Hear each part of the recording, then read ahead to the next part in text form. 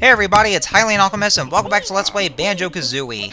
In the last episode, we got through Bubble Glue Swamp, and afterwards we learned a cheat code from Cheeto, even though it's not really so much of a cheat itself, it's more of an increase to our egg inventory. In this episode, we're going to head over to Freezeezy Peak, but first, more disgusting and personal secrets from Brenty. My lazy sister often sleeps in a dumpster, the dirty hag. Ugh. Gross. The only thing she's ever won was the sweatiest socks competition at which school? Ugh, no wonder. Does she wear those all the time? She often boasts of appearing on the cover of Fat Hat Monthly, polishing her crystal ball. Oh, what? Oh, okay, so despite the fact that she's done so many disgusting things, like we know all of her secrets are here, and they're just... She has her gross habits, including picking her nose and flicking afterwards. She actually cleans up her crystal ball, and it's so famous to the point that it got itself a cover on a magazine. That's, oh man, oh the irony. She just has to make sure that the crystal ball crystal ball itself is completely spick and span, despite all the other dirty things that she's ever done. Wow. Or maybe the reason why it got so popular is because it's one of the rarest things that Grunty's ever done for all the dirty things that she has a habit of doing. To the point that it got so popular, just being on the magazine should be very well known for those unusual instances that Grunty would do. Anyway, so sorry Grunty, I thought you're gonna do the pleasure of speaking in your rhymes, but I interrupted you because I am a rude little prick. But that is how you get the jiggy, just by going to that one room, and that actually leads to the level after Freezeezy Peak itself, which I'll go ahead and call that. It's actually called Gobi's Valley, which of course we are going to be needing to go in there. Well, more on that later.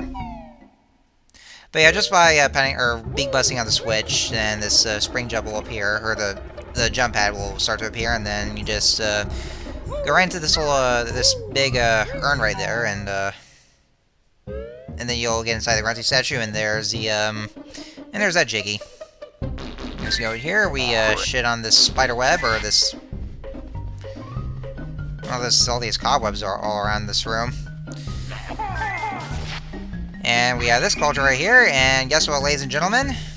We have now linked those two purple cauldrons, and so now we are able to use those to use a shortcut. You prick. Thanks. Alright, so before we head over to Freezeezy Peak, there's actually one thing that I do want to show off. This beehive. Yeah, the beehives now have a line of defense. They have all these bees swarming around them, and should you ever destroy that beehive, then the bees will retaliate, and they will try to sting you. You can either avoid those, or you can actually kill them with the gold feathers, but it would still waste away your gold feathers as a result, and then, well, that's because, it's, the process of killing the bees is pretty slow. Anyway, so, welcome to Freezeezy Peak. It's, well... For one thing, it's actually a Christmas level, which is weird because it's already the month of March, well, near the end of March, by the time of this video. And yeah, there's already Christmas in March. Huh. And right inside here, we have these poor little kids who, apparently, they don't have presents. And their dad, Boggy, promised that he was going to fetch them, and he hasn't been back for a long time. Ooh, what could have happened to them? Oh, I mean, something... I mean, it could be something horrible. I mean, well, surely he wouldn't do anything that badly to those poor kids, even though he promised that he would get them back. Right? Right? Yeah, I'm talking to you, fuckhead. This is Boggy. Yeah, his stomach aches, and that's because he's eaten a Jiggy somehow. You know, gold is not food. It's just as bad, or just as bad, if not even worse than the freaking Tide Pod challenge those teenagers try to do. It's not even food, guys. I mean, you know, to those of you teenagers who actually try doing that challenge, they're not food, they're not edible. You can even get those through your heads. Idiots. Sorry, not sorry, but, you know. Anyway, So yeah, apparently, Boggy. Guys, this guy is a failure. He is a failure of a father. Because, for one thing, he would actually very willingly abandon the promise that he made to those kids to bring back their presents, and because he's been gone for a long time, wanna know why? He would just neglect them all just to do sled racing. Yeah, that's right, Father of the Year, folks. Ugh, what a failure. Anyway, so, this here is a new move that we are learning from bottles. This is the Beak Bomb. And, basically, while you're in flight, if you press the B button, then Kazooie will actually do her charging aerial attack, and it actually goes quite a distance from that one spot where you'll be hovering at. And of course, every time you do that, then it costs you a red feather. So this is also where you're going to be needing a lot of red feathers because you're going to be doing a lot of flying around here in this level. So make sure you have as many red feathers as possible. I do have the maximum number, which is 50. And that asshole who threw a snowball at me, that's called a Sir Slush. Now, interesting enough for them is that, well, for one thing, you can't really attack them head-on just by using the red attack wrap. And if you actually get close to them, then they'll stop trying to attack you, they just bounce up and down. But if you get far enough away from them, then they'll start throwing snowballs at you. The only way to actually kill them is by using the Beak Bomb, but we'll do that later because it involves a Jiggy to do that. But, again, that's going to be for later. And for this mission, these are here the Twinklies, and what we have to do is that they want to get across to the tree. However, the Twinkly Munchers right here, these guys, they actually want to eat them. Because, you know, that's what their name implies, they're Twinkly Munchers. And so you have to defend them all, or just by getting rid of the Twinkly Munchers, so that way there, it's a safe enough passage to get to the Christmas tree. And under a time limit, of course. And of course, they'll keep popping out of their little holes there, so just make sure that you keep either using the Beak Buster or the Beak Barge to kill them. You may not be able to save them all, actually. It's never guaranteed for that, because of course, the Twinkly Munchers would easily just, you know, munch on them. But the amount of Twinklies there are unlimited, so... And you only need to bring 10 over to the tree. So you should be fine either way, just gotta hurry and just make sure that they can travel to the tree safely. And you should be good to go. One thing I did forget to mention about the Beak Bomb is that, you want to be careful for one thing, though, because if you actually ram into a wall using the Beak Bomb, then you take damage, and then Banjo-Kazooie will lose control of themselves. Well, they'll just come tumbling down, and they might hit the ground. So you want to be careful of that. Just make sure you don't hit the wall.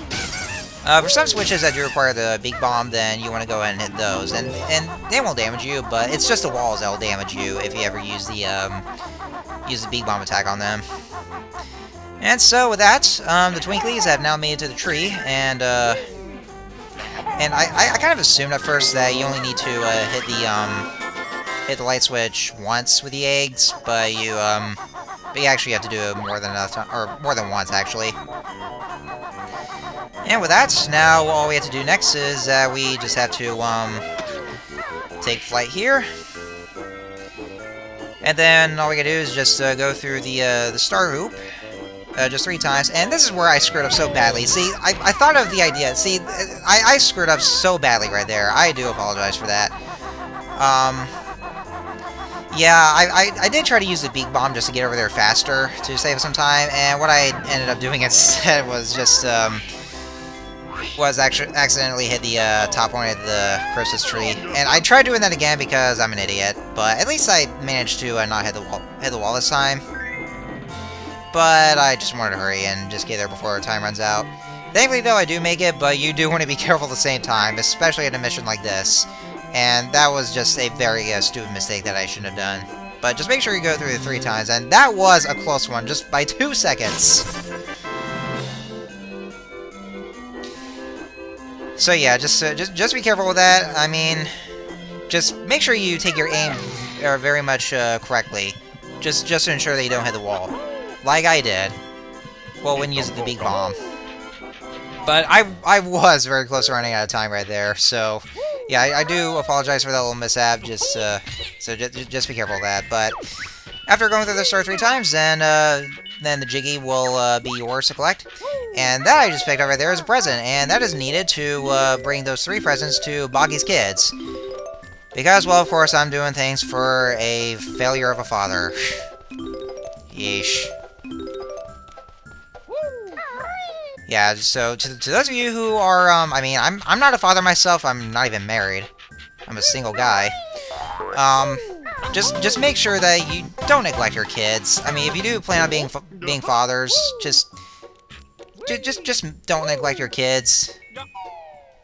I mean, for anything that you promise your kids, just put them first, to make sure that you fulfill the promise to the kids. I mean, you know, again, this is coming from someone who is not a father, not even married, not even having a girlfriend, but just make sure you are a very responsible father and never, ever neglect your kids. Like that asshole Boggy. Yeah, what a failure.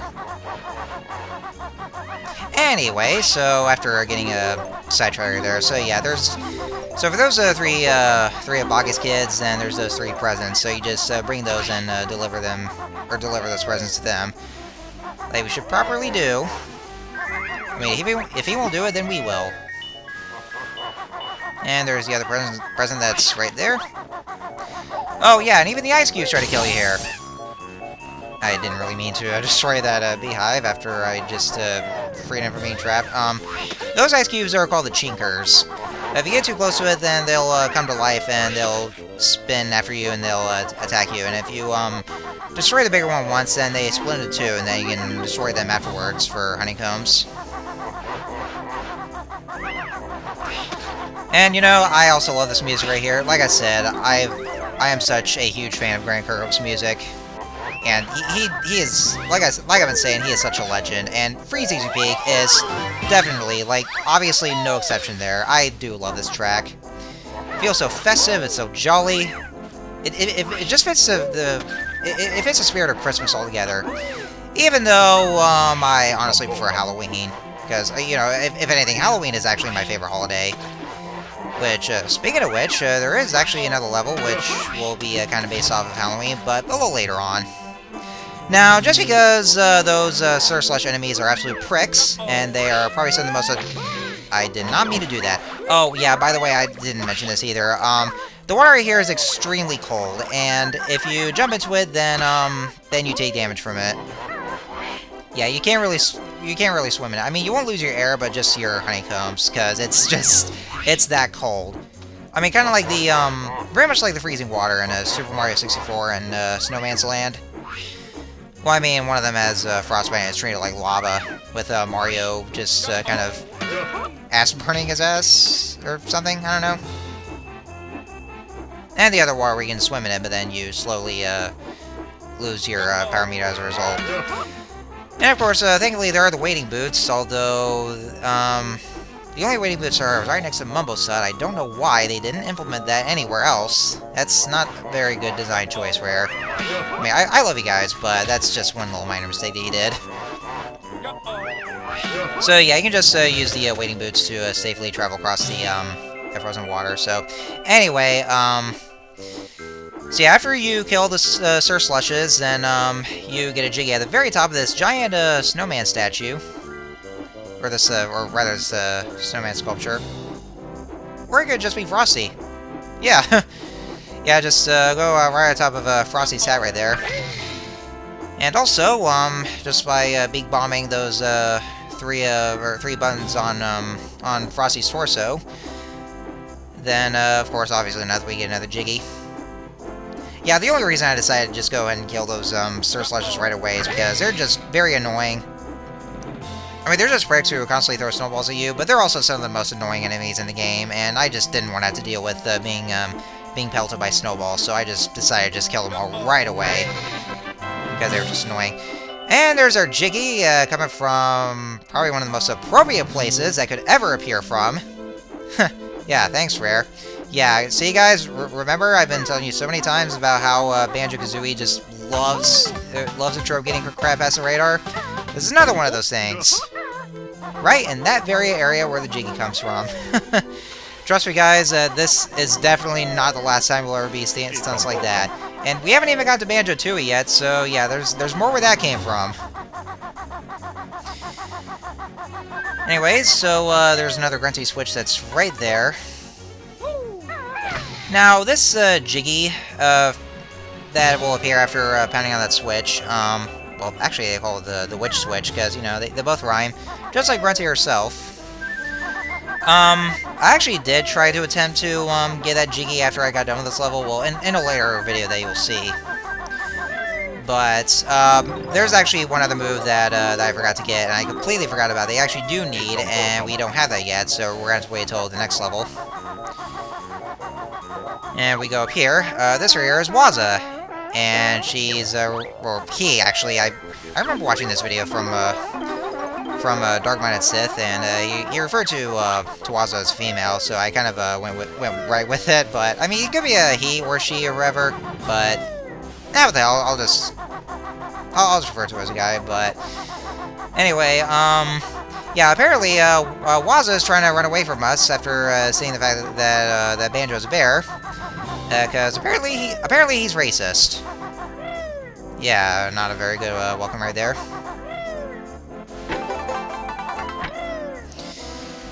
Anyways, so I think the next thing we're going to be doing is, I guess just going to scale around Frosty right up here. Anyway, so, going a lot of topic here. I hope everybody's holding up okay. I know there's, I know the coronavirus is just kind of, I mean, it's all over the news right now, so, my advice to you guys is just make sure that you wash your hands thoroughly, like so many times, like every day, every single day, like as often as possible. And make sure you take care of your personal hygiene as well. So just take showers every day as well. And you know, just in general, just wash your hands. So you know, just keep yourselves healthy, basically. Fortunately, I don't have the coronavirus on me, but this is also something that you should be wary of, so just make sure you follow those procedures. I know, it's also stuff that a lot of people have been saying, and I probably should be kind of laying off of, but just to remind you guys, I mean, just to ensure everyone's safety here, because, you know, I do care, at least. Anyway, so, we're now on top of Frosty. Well, not exactly on top of Frosty. And he has, of course, Jiggy right inside his pipe. And what the hell is going on here? Oh. Okay, that was just weird. My, Audacity feed just, went completely white, but I see my, the audio waves right there. I do hope that didn't cut off the commentary right there. If it did, I do apologize for that. I didn't really think it was going to happen. But yeah, I mean, it went completely white. Kind of looked like it was going to crash.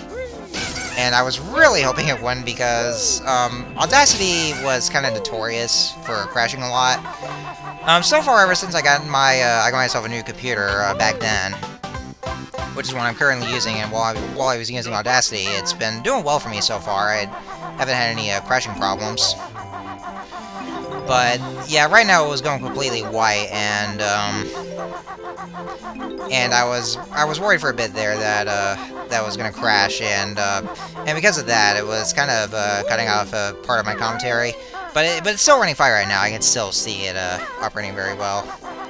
But yeah, like I said, if you heard my commentary being cut off suddenly, then I do apologize for that. But if not, then I guess I'm good to go. This is something that has been, again, it's something that has been rarely happening ever since I got this new computer back in, I think back in 2015, which is when I got it after my old one broke and died. This one's been working for me, but now just did that weird thing. So yeah. Anyway, so just by going down that sled, and that Jiggy was floating in place, well, because it was stuck to that wall.